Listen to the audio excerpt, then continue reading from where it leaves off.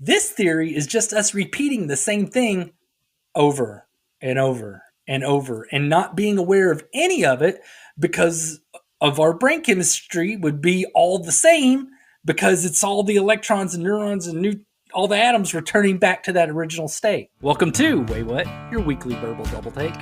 This is a rabbit hole podcast where a couple of old guys do moderate to shallow dives into various topics, ranging from true crime, paranormal, sports, pop culture, or anything else that we find interesting. We drop episodes every Tuesday, and then on Fridays if we feel like it. You can follow us on Facebook, X, TikTok, and Instagram. We appreciate you joining us. Now that we got all this self-promotion stuff out of the way, here. Hello! Welcome once again to another episode of Waywut. My name is Darrell. I'm going to be the head guy in charge today. And here I am with the AI deepfake that I've spent the last year teaching to pretend to like it's been my best friend for the past 40 years. Jason. Is doing a wonderful job. You're an excellent AI. Way better than ChatGPT. Keep up the good work. You're welcome. I'm not a robot. All right. Well, today I'm going to start this off with a certainty rant. Okay. People can truly only be certain about very few things. Hurting kids is bad. Puppies are good. And Disney ruined Star Wars and Marvel. Those are the things that I know we can be certain about. Other than that, yeah, there's always some, wiggle room. There's some gray area. We don't understand why people and animals have dreams. Yet people like to act like we understand how humanity's presence is changing the planet's temperature. I mean, we go to sleep and dream every night. We have no idea why that's happening. Oh, but we know that, people driving their cars is making the planet hotter. We can't even make up our minds if eating eggs is healthy or not. Oh, God, I hope it is. You have one study funded by the poultry industry that says eggs are an essential source of protein that is good for you. Then a couple weeks later, you get a report funded by the cereal industry that states eggs are super high in cholesterol and should not be eaten regularly. I mean, they all got a dog in a hunt, so we don't know who we can trust. Eggs. I'm going with the eggs every time. All of our sources of data are compromised because somebody out there is making money on whatever's presenting that, on the study or whatever. History. We can't trust history. It's Not just anymore. Dates.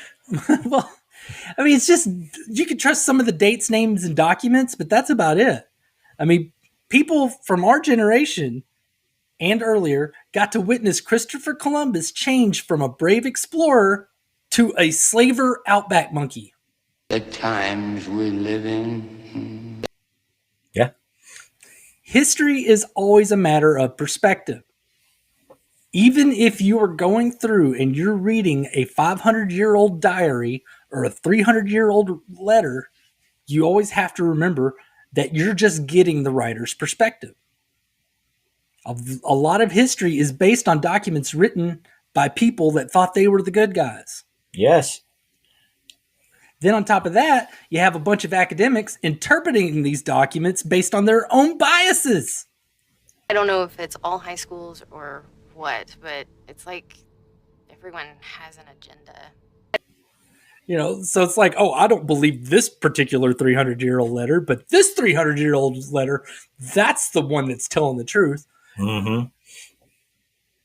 That's why you get articles now saying that, like, Lincoln suffered with major depression or Amelia Earhart was scissoring Eleanor Roosevelt. That one I've never heard before. I ain't heard that one. Well, I mean, it wasn't that she was specifically scissoring Eleanor Roosevelt, but somebody famous from the time. There's nothing definitive that says either of those things, but it's people trying to decipher what has been left behind, and sometimes trying to push their own agendas. Oh, yeah.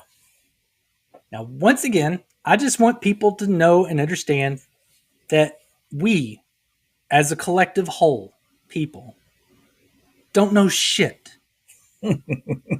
If you ever find yourself getting mad because someone's point of view is different than yours, or they are quoting some bogus study, just remember whatever study you are about to quote back to them is probably just as biased as the one that they quoted to you. And so your certainty is just as stupid as theirs is. You're goddamn right. I remember you going over something similar to this in the strange data, how statistics can be skewed depending on who you work for or what statistic you're actually looking for. We're going to change that number up just a little bit. And it's what we see with like the pharmaceutical industry. I mean, whenever it's being funded by the people that are creating it, of course they're going to want like only results that look good. And so all of a sudden it's like, yeah, look, this is great. And then some independent organization funds a study and they're like, holy crap, this makes people grow tails out of their nose or something. Now, I will say that a lack of certainty affords me with, quite a bit of peace.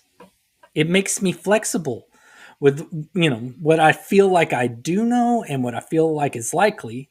But then whenever I come across something that, proves that is less likely to be true, then I'm able to kind of go with it. Yeah.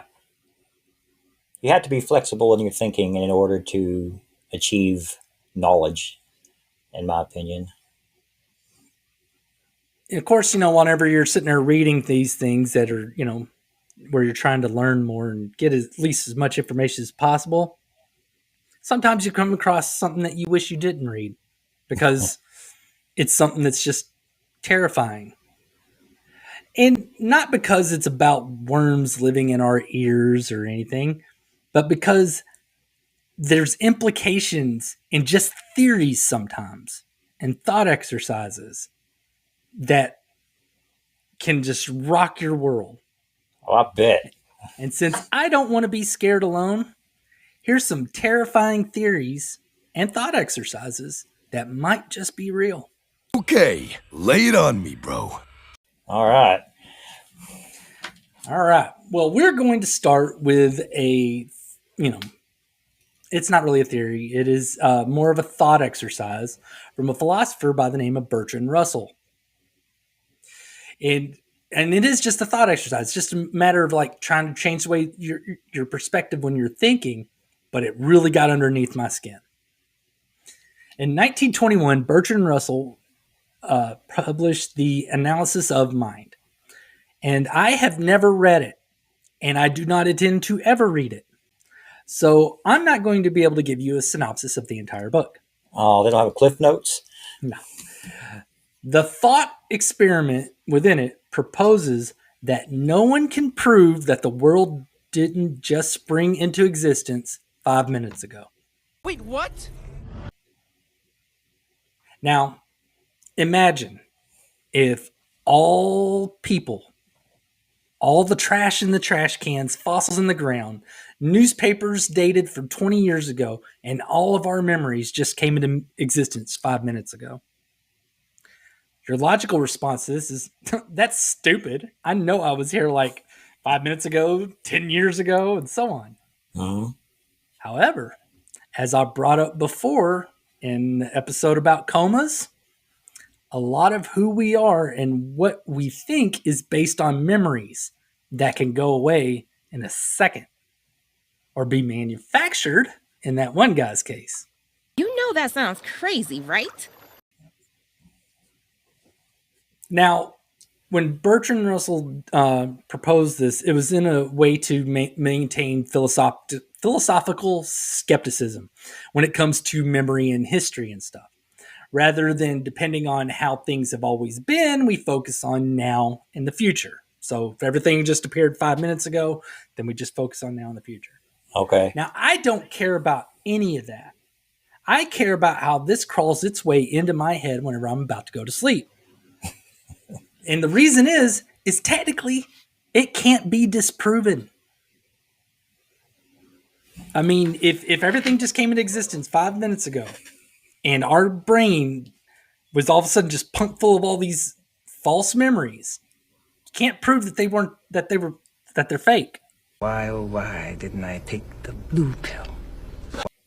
If all the artifacts in the ground that look like they're 3 million years old just popped up in the ground, You talking at that state of decomposition, we wouldn't be able to prove it.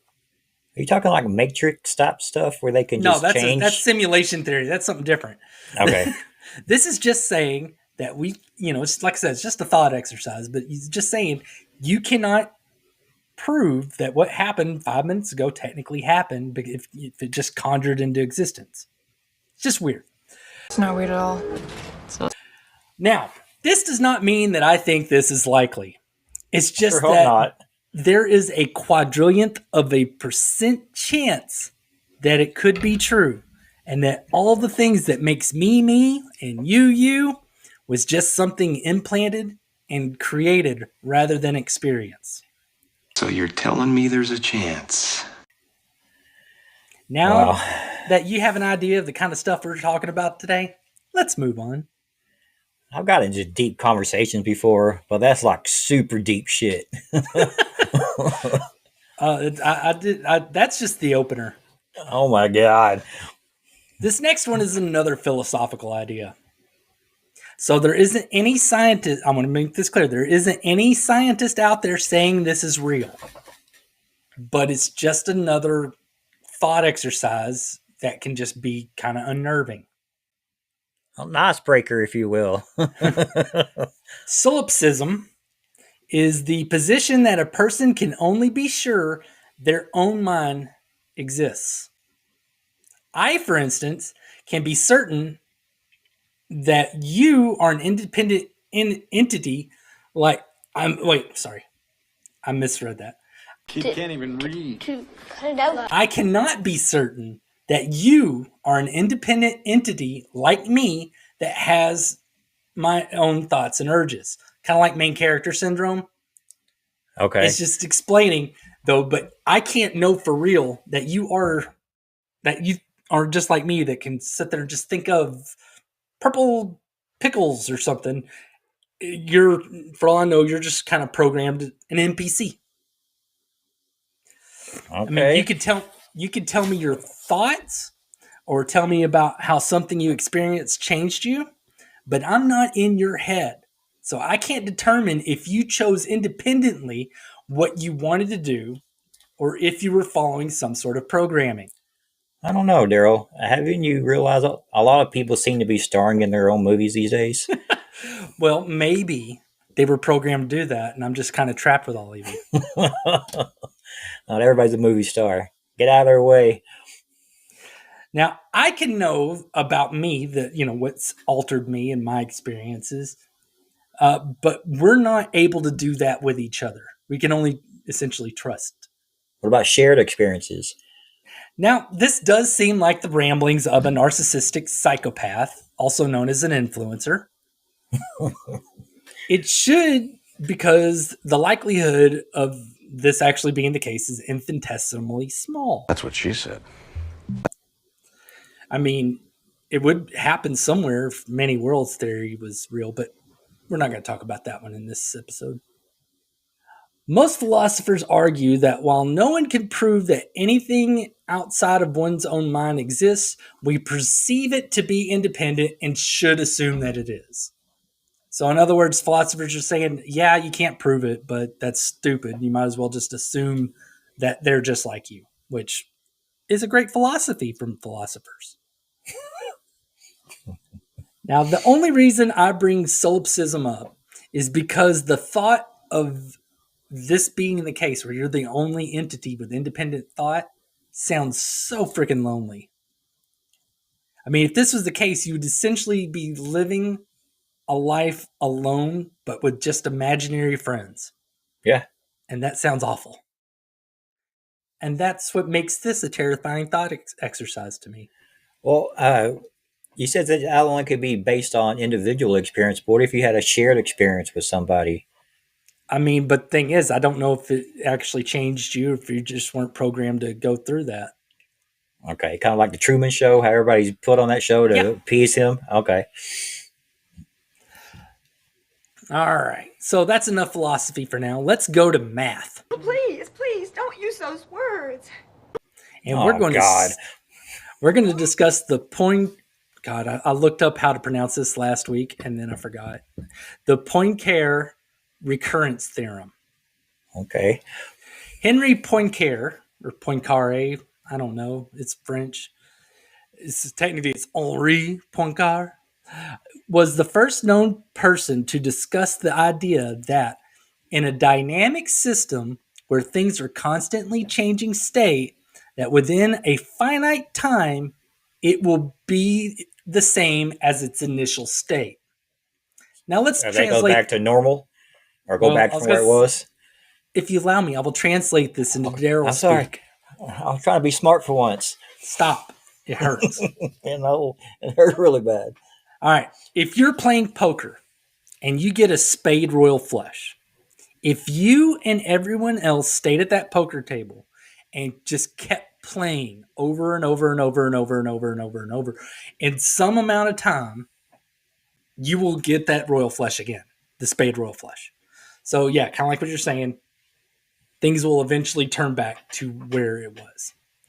Now that seems like common sense, the monkeys typing at the typewriter thing. But when it was presented as a mathematical proof, then it starts being incorporated in theories about thermodynamics and mechanical statistics. That's formulas and stuff that I couldn't possibly understand, but it does give some legitimacy to it and makes me concerned with its implication on the universe and time itself. That only a few people can understand it? Is that what you mean? No. Just its implications. I'm about to explain it. Okay. What we're doing right now, you and me, this podcast, and the probably one person listening. Hi, babe. There would be a version of us that did this exact thing. All of it. Same people, same spot, same computer, same topic. 50 bazillion trillion Google zillion centuries ago. Wow. Now, in reality, it would take unfathomably longer than even that made up number. All the dynamics would be, the movements of the planets throughout the universe, the DNA of everyone invented, everything, and the DNA of our ancestors all lining up, the creation of a planet all over again. But the thing is because we're in a dynamic system, with things constantly changing, then after that insane amount of time, all the atoms involved would eventually return to the state generated before. Like anyone can even know that. Do you get what I'm saying? Yes. All this stuff bouncing around all over the place, people being created. I mean, we're talking about almost an infinite amount of time. It would seem infinite to us because, we're so little. All right. Now, I hate the thought of this because I talked before about my ideal afterlife where we would repeat things, but with the knowledge of our previous self, hiding somewhere in our subconscious, allowing us to possibly make new choices with, that insight, but not really knowing that insight's there. This theory is just us repeating the same thing over and over and over and not being aware of any of it because of our brain chemistry would be all the same because it's all the electrons and neurons and all the atoms returning back to that original state. Ugh. Now, fortunately, it only works within a finite amount of time, and the universe will likely experience heat death before that happens. So, we dodged a bullet. Oh, thank goodness. At least more than likely. Oh, man. How do people come up with these theories, man? I mean, that one because of a mathematical equation. And then they have to use it in physics and mechanical engineering and stuff. So yeah. All right. So we're back to a thought experiment, and this one actually is going to touch on something that I said. I'm not really, it's not focused on many worlds theory, but it is part of it. Now, everyone is aware of the thought experiment, Schrödinger's cat. Right? You're not. Okay. No. You have a cat in a closed box with some poison and a radioactive isotope that can break through the seal of that poison that can release it. Now, while that box is closed, you don't know if that's actually happened or not yet. So that cat can be considered both dead and alive at the same time because you don't know it. You haven't looked at it. Okay. Now, only whenever somebody opens the box and observes if the cat is dead or alive, then it will finally be one or the other. That's Schrödinger's cat. Now, he did it as a smart-ass response to another guy's theory, but he ended up accidentally explaining it really well. Okay. All right. Now, of course, that sounds ridiculous. You know, if a cat gets poisoned, it's dead, and if it doesn't, it's alive. But, and you know, like I said, Schrödinger believed that too. This thought experiment was kind of a troll. He was a missing person? Well, he was trying to counter what's known as quantum superposition. Now, quantum superposition is where subatomic particles are seemingly in two different states at once. But when they're measured, they only show up in one state. Now, this gets really kind of weird. This has been proven at the subatomic level. It's been achieved with photons and ions. So I think one of the best experiments on this is they were firing a photon through like a little divide. Okay. So whenever you think you're firing like a wave or something at a divide, it's going to split in two. Right. All right. So whenever they would blast it, it would bounce off instead of going through. But if they observed it while it happened, it would actually go the way that they expected it to go. Are there any questions before we proceed? I did a really bad job of explaining that. But essentially, that's what kind of happened. It acted one way whenever we weren't watching it happen. And then when we watch it happen, it measured it, it happened another way. Okay. I mean, this gets really crazy. I mean, this is like, I don't remember if I go over it in my script, but I mean, like right now, we still can't decide if electrons are an actual particle or a wave because it acts like both. Light does the same thing. All right. So we've achieved superposition. So something being two different things at once. We've achieved that in experiments. In 2023, it was achieved with the largest mass ever, with 16.5 micrograms, which is essentially like a grain of sand.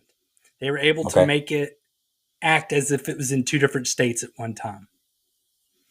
In 2024, physicists were able to recreate previous successful experiments at warmer temperatures than they've ever done before, because anytime you do anything at a subatomic level, you have to do it in extremely cold temperatures, like as close to absolute zero as we're able to get.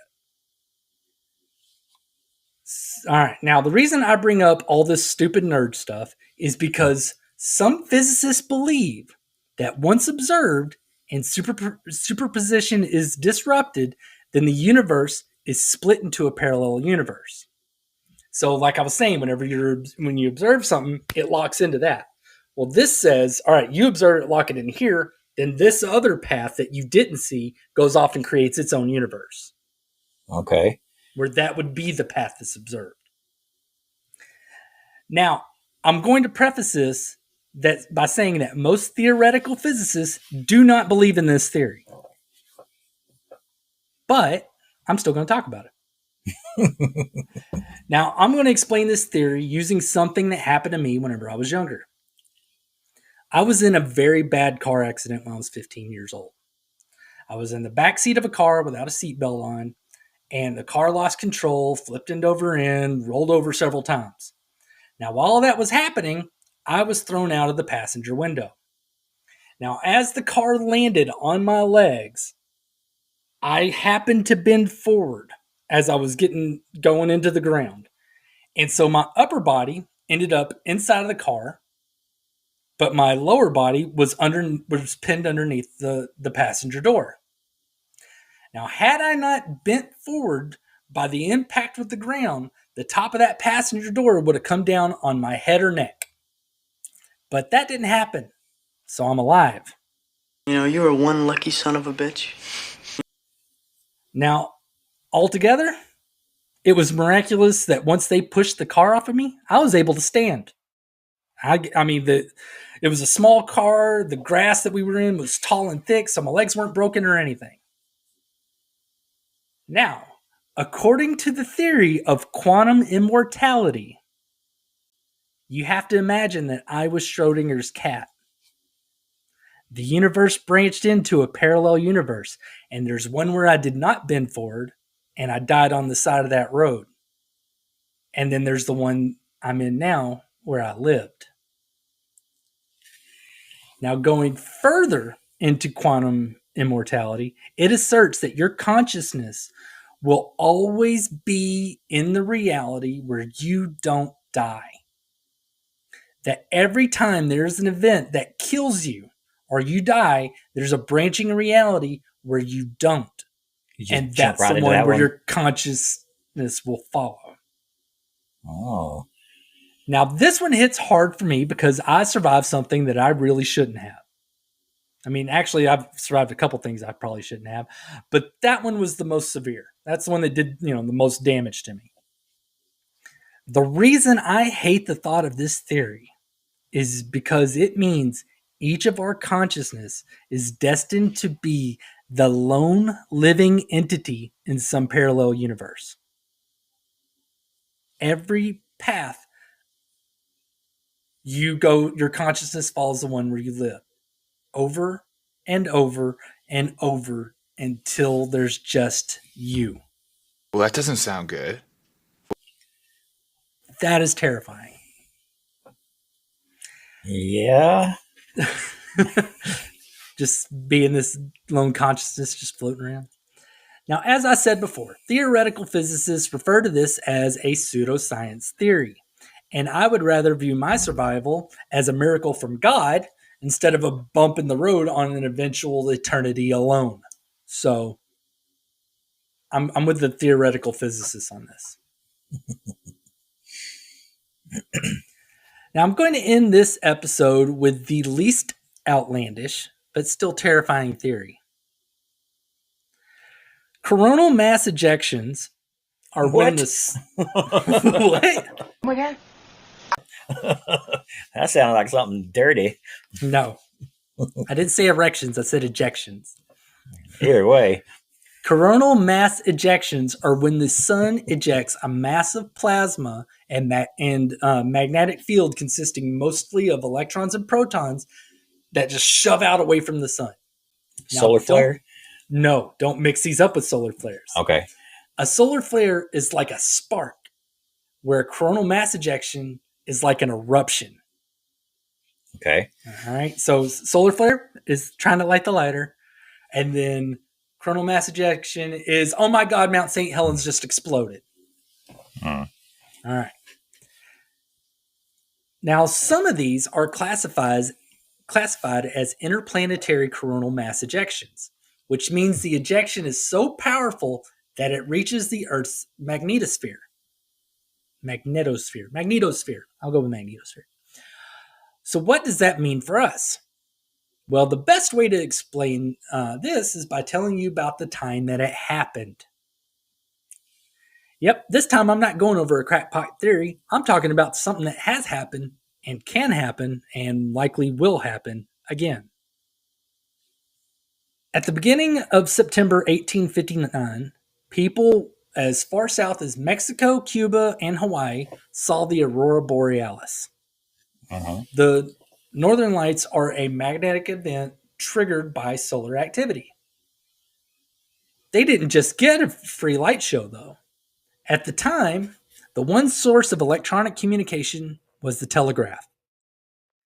As the sun's magnetic ejection crashed into the Earth's magnetosphere and its magnetic field, it created a geomagnetically induced current.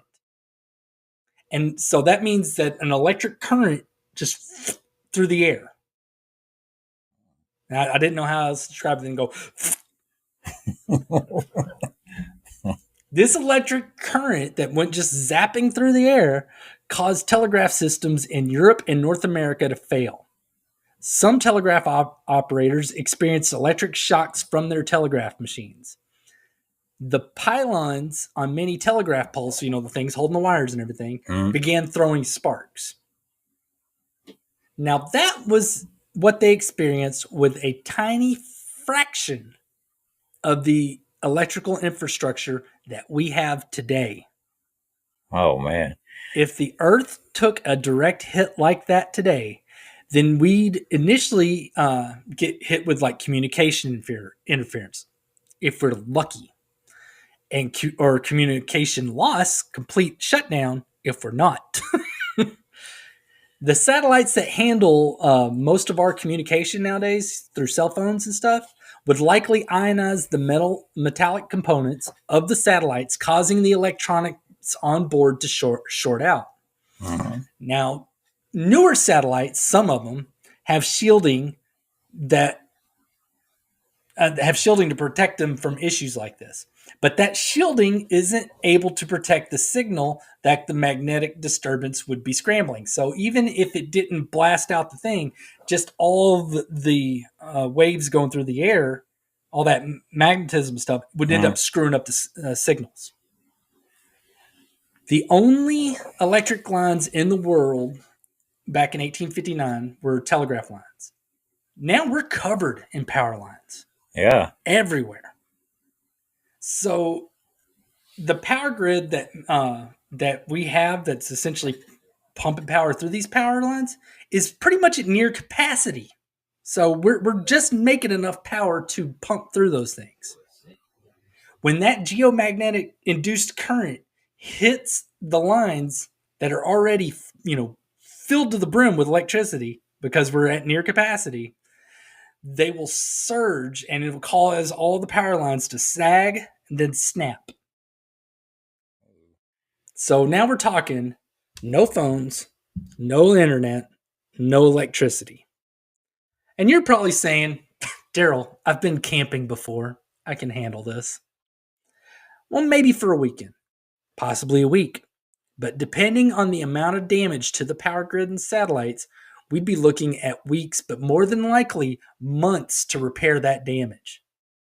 According to Lloyd's of London, repairing that damage would cost anywhere from $600 billion to $2 trillion,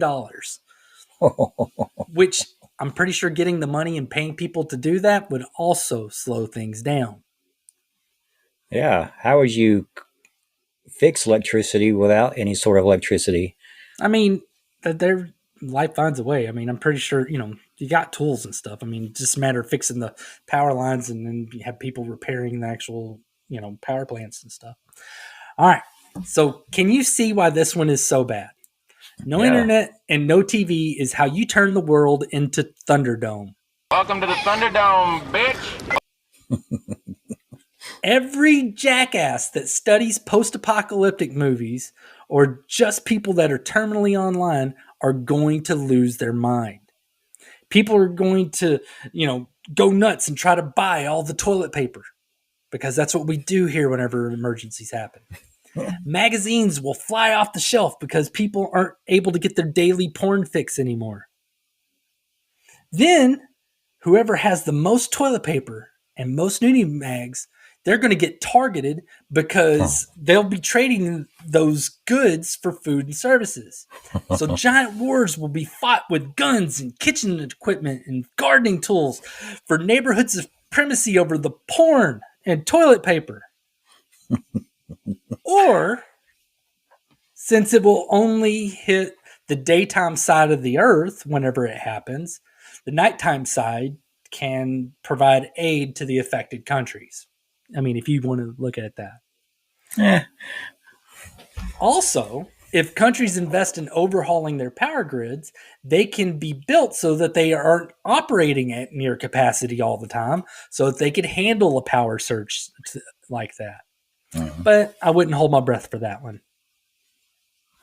Either way, there's only a 0.5% chance that we could be hit by an interplanetary coronal mass ejection. So those odds aren't too bad. So you're saying there's a chance? There's definitely a chance. Just in case, I'm going to make sure that I have plenty of toilet paper, ammunition, and dirty magazines. Just in case. Oh, you got one of those covered. Shh.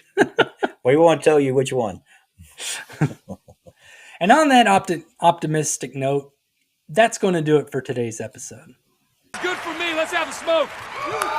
Now, I hope this took your mind off of legitimate real life worries, because if you get to sit there and worry about these things that are completely unrealistic or very unlikely to happen, then you've got worry space in you. And I hope that means that life is good and you just got to enjoy that. If you're having a really bad day and you got real life worries to worry about, well, I hope this took your mind off of it for a little bit. At least for 35 minutes or so. Yeah. All right, Jason, I imagine you got lots of questions since I kind of plowed through all that. Oh, I have lots of questions, but I don't even know where to start. Okay. Just that was interesting, though. I mean, those are like the type of conversations you have in the backyard at 2:00 in the morning. You're like, dude. I mean, I was just kind of looking them up to see what I could find that was just kind of scary. I will say I'm kind of glad that a lot of them were just thought experiments and not actual theories. And I am sorry to any like physicists and stuff that, I mean, not that a physicist is ever going to listen to us, but just in case, I'm sorry how bad I did explaining Schrödinger's cat and quantum superposition and all that. That stuff's really complicated and confusing. Well, what's the cat thing? How'd you say Schrödinger's that? cat. It's kind of like a missing person that's been gone for 5 years, where you can't really prove that they're dead, but you can't prove that they're alive. So you kind of think that they're both. Kinda, I guess. I mean, it's more about something that you can observe right then and there. Like something that, it's like, I know this is in here, but it's not, I don't know how it's going to be until I see it. Okay. It's kind of like, I mean, like I was saying with electrons operate like particles and waves. So whenever whenever we were kids, we were taught atoms, clump of circles in the middle being, surrounded by other little circles. That's not what it does. It's more like a wave that just goes around the nucleus, which, you're like, okay, that's a wave. That's not a particle. But whenever they look at it through electron microscopes and watch how it interacts with other things, all of a sudden then it starts acting like a particle. And whenever they try to sit and quantum superposition, I mean, that they know is real. Like they could sit there and see that if you impact an atom or an electron on like this side, it will also react on the other side at the same time.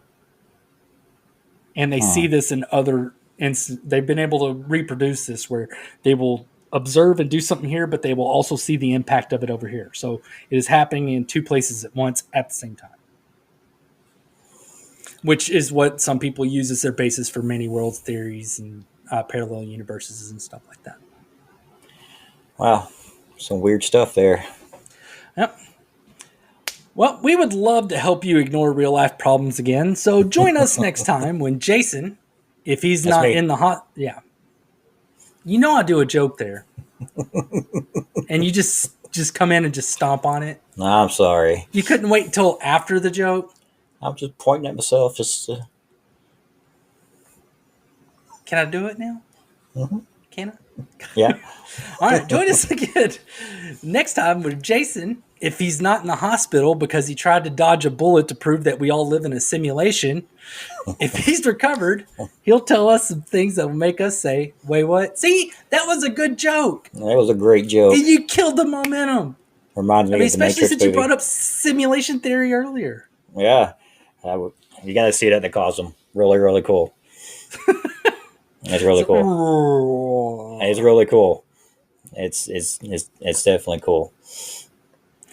All right, cool. Well, all right. Well, Take care. Bye, Neo. Later. Thank you for joining us for this episode of Waywut. This show's available on YouTube, Good Pods, Spotify, Apple Podcasts, and pretty much anywhere you listen to podcasts. We love to hear from you. Please comment on what you just listened to, pass along episode ideas, or just talk to us at Waywut Podcast in our Facebook group or on TikTok, Instagram, or X.